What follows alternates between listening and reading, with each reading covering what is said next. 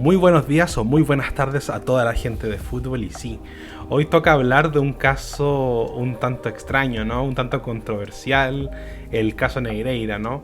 Un caso que ha estado o que ha tenido al Barcelona ahí bajo mucha presión mediática, donde se han defendido con todo y que por ahí tenemos también al Joker Laporta intentando amenazar a cada quien que hable sobre el tema, que no se puede opinar sobre el tema porque te cae una denuncia o básicamente aparecen los bots del Barcelona a comentarte y a decirte que eres un difamador, que cómo se te ocurre ir contra el club. Pero lo cierto es que ayer apareció una información en el programa de Guijantes, ¿no?, de Gerard Romero, donde Gerard Romero le pregunta a un periodista que por qué el Barcelona había sido tan tibio en el comunicado contra Rubiales, a lo cual este periodista responde que el Barcelona tiene miedo porque Rubiales sabe mucho sobre el caso Negreira y si el Barcelona va en contra de Rubiales, Rubiales podría hablar y podría perjudicar al Barcelona. Entonces, ¿de qué estamos hablando? O sea, estamos hablando de que básicamente hay una persona de poder que sabe cosas, pero qué cosas sabe, nadie lo sabe, pero bueno, sabe cosas, ¿no?, sobre este caso Negreira y sobre esta posible corrupción deportiva, y no solo monetaria, también deportiva, no olvidar eso, que de momento está en stand-by, ¿no?, que no está como detenida, está ahí sin ningún tipo de avance. Y bueno, al parecer el señor Rubiales, después de todo su escándalo, se está quedando sin aliados, pero el Fútbol Club Barcelona es uno de los clubes que no ha, por así decirlo, no le ha quitado totalmente el apoyo a Rubiales por lo que dice este periodista, ¿no?, de que si el Barcelona se va en contra de Rubiales, Rubiales va a hablar sobre el caso Negreira y podría perjudicar al Barcelona. Y me gustaría un poco hacer un resumen de lo que ha sido el caso Negreira, ¿no? El caso Negreira supuestamente es que el Barcelona le pagó durante 20 años al segundo, entre comillas, mandamás de los árbitros, ¿no?, que tenía en ese tiempo, que era Negreira.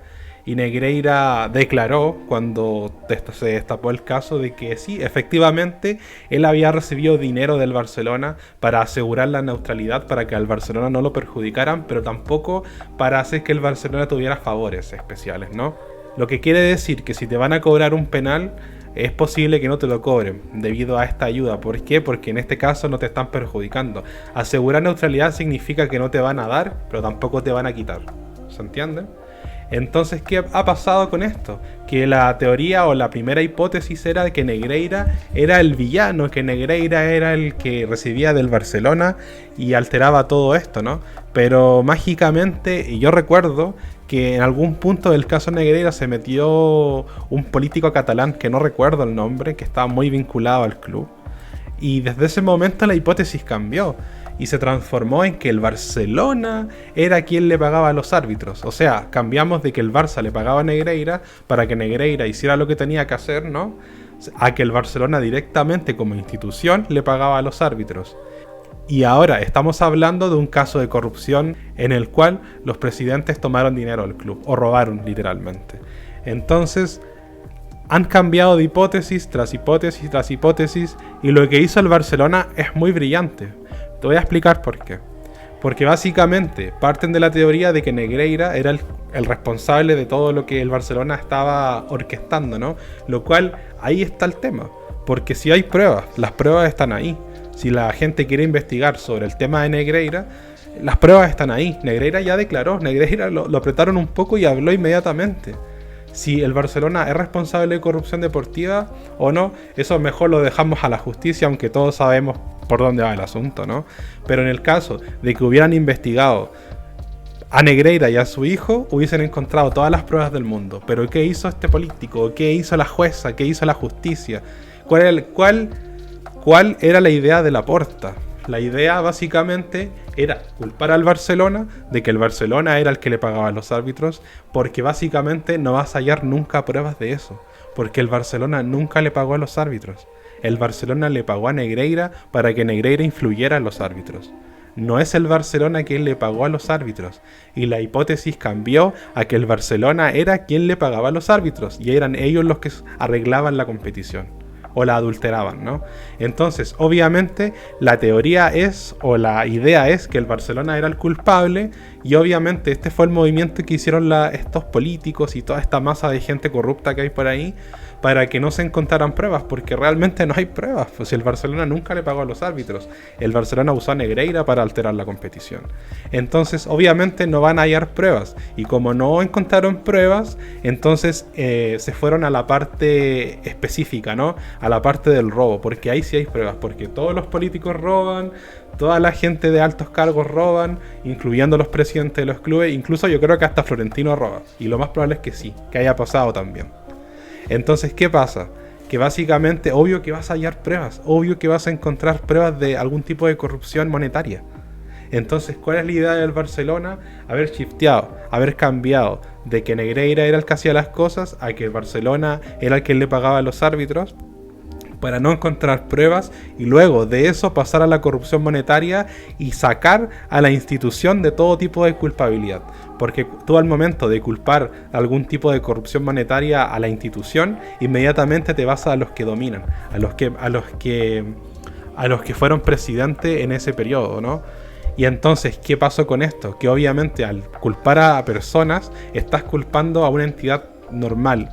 Estás culpando a una persona, no estás culpando al club. Entonces el club queda exonerado de todo tipo de culpa, porque al ser corrupción monetaria, el club, ¿cómo se va a robar el club a sí mismo? No puede ser. Y aparte el club es imaginario, no existe. Pero si Bartomeu existe, si Rosell existe, si Laporta, eso sí existen, son reales. Entonces la idea es culparlos a ellos para que el club no tenga ninguna represalia, para que el club no se vea afectado de ninguna forma. Entonces básicamente le van a culpar a estas personas y los van a sancionar a ellos, y el club va a quedar totalmente libre. ¿Qué te parece esa jugada? Maestra, ¿no? Jugada de libro, de ajedrez, de típico estratega que sabe lo que tiene que hacer. Y eso es lo que ha pasado en el caso Negreira. Por eso el Barcelona no va a ser sancionado. Y obviamente se sabía que no iba a ser sancionado. Pero igual, ver cómo transformaron desde que el Barcelona le pagaba a Negreira a llegar a este momento en donde se habla de corrupción monetaria, de corrupción de robo y todo ese tipo de asuntos, ¿no? Es notable, porque te das cuenta cómo las personas que están en poder son capaces de manipular la misma ley para evitar una sanción. Y esto se ha visto con muchos banqueros también, ¿no? Y con el tema de los paraísos fiscales y etcétera, etcétera. Pero ahí tú te das cuenta de que la justicia en España está podrida, y en general en el mundo. Entonces, básicamente lo que pasó ayer es eso, de que se habló de que el Barça tenía miedo, y es obvio que tienen miedo. Imagínate, Rubiales viene y dice lo que yo sé. Obviamente mi opinión no vale tanto como la de Rubiales, porque yo no soy el presidente de la federación, pero si viene el presidente de la federación y dice, mira, no, pasó esto, pasó lo otro, el Barcelona se hunde y se va a segunda probablemente, y lo van a suspender de todas las competiciones. Y eso afectaría tanto a Florentino Pérez como a muchas personas de poder ahí en España, porque el Barcelona, quieras o no, genera demasiado dinero, y el Barcelona es un club político. No lo olviden nunca, que la razón por la que es tan fácil manipular a los culés que viven en Latinoamérica es porque el Barcelona es un club político. Y lo que pasa es que hay muchos culés que son latinoamericanos o del resto del mundo que en su vida han ido a Cataluña. No entienden cómo funciona el catalán, no entienden que ellos son políticos, que todo lo que hacen es político, que todo es para victimizarse, pero mucha gente que no vive en Cataluña no lo entiende. Y nunca lo van a entender porque no saben lo que es. Y por eso es tan fácil manipular al culé.